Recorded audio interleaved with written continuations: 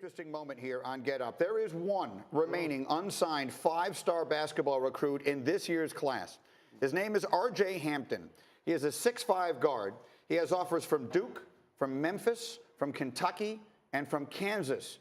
I mean, throughout this whole process, I've just stayed humble. My parents really kept me humble, so that's been a good thing. And I mean, it's been crazy. I mean, I didn't think it was going to be like this, but I'm just finally ready to make my decision, and I think I have the right choice. Okay, well, so then let us hear it, because as we mentioned, some of the biggest schools in the country, Duke, Kansas, Kentucky, and others, thank you for doing that, are out there. Go ahead, RJ, what have you decided you're going to do? Next year, I will be going overseas to play in the Australian Basketball League with the New Zealand Breakers. Okay. All right. Feel free to get some money. What's going on, guys? It's Headband Jay back on the mic, and today we're going to be talking about R.J. Hampton's decision to forego college in order to play professionally in Australia. So for those of you who don't know, R.J. Hampton is a five-star recruit out of Little Elm, Texas. He's one of the best players in all of high school basketball, and he's definitely one of the most explosive guards we've ever seen in high school basketball.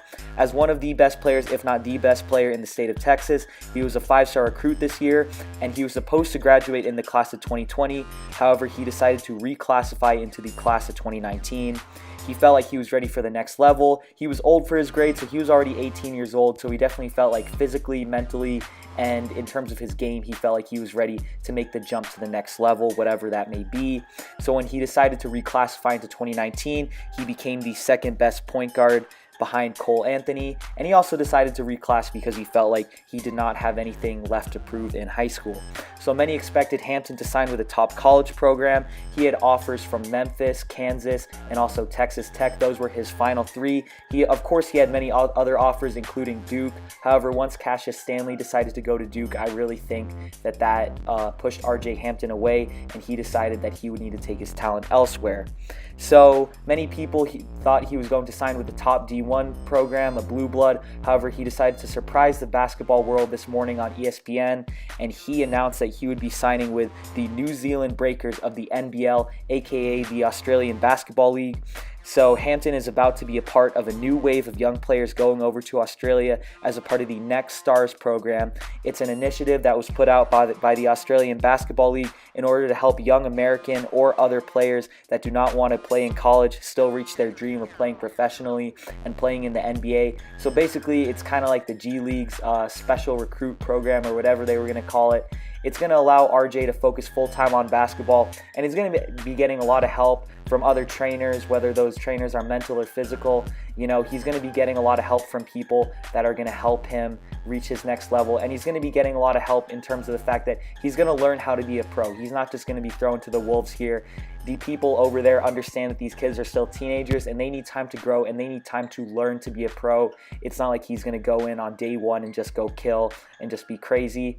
If I had to predict his stats with the New Zealand Breakers next year, I would predict it's going to be somewhere between 7 to 10 points per game, and I'm assuming that he's going to be playing about 20 minutes per game, something like that. He might break out towards the end of the season, but I'm not expecting anything insane from him. However, even if he doesn't perform that great, or as long as he holds his own, his draft stock is not going to be damaged, and he's still going to be a top 10 pick in next year's draft. So the team that he's going to, the Breakers, they're the only team in the Australian Basketball League that is not on the Australian mainland. But the Breakers have been one of the better teams in the NBL. They've won 4 championships within the last decade, the most recent being in 2015. They were the runner-ups in 2016, which was also the last time they made the playoffs in the NBL. So if you guys follow DKM, he's another YouTuber. He put out a video talking about how the New Zealand Breakers said that they were going to have a very big announcement to make. Many people thought that this meant LaMelo Ball or Carmelo Anthony. However, people forgot that R.J. Hampton still needed to make his decision, and I think about a week or so ago, R.J. Hampton did say that he could go overseas. Everyone was aware that this was a possibility, so this was not a huge shock to people that were on the inside. A lot of people knew that he would be taking his talents overseas and not to college.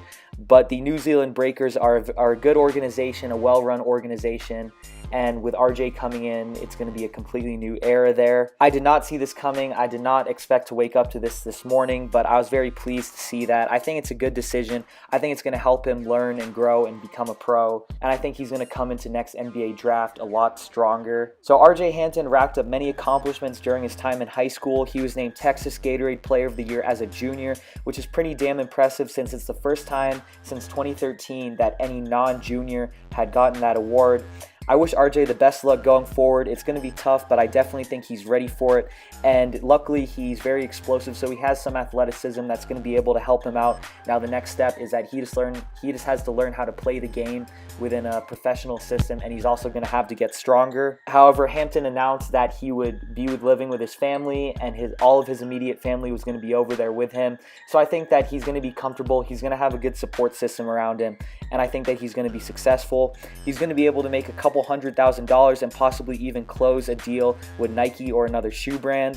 It's really cool to see this decision, especially since this is a time that we've never really seen a really top-ranked high school player take this route. However, this is the first time that we had a guy announcing it on ESPN, so I think that it's really cool to see this. I don't think that this is going to start a trend. I think during the next decade, especially during the 2020s, that kids are still going to be choosing college over professional, especially the top-ranked prospects. I think college is many of these kids' priorities.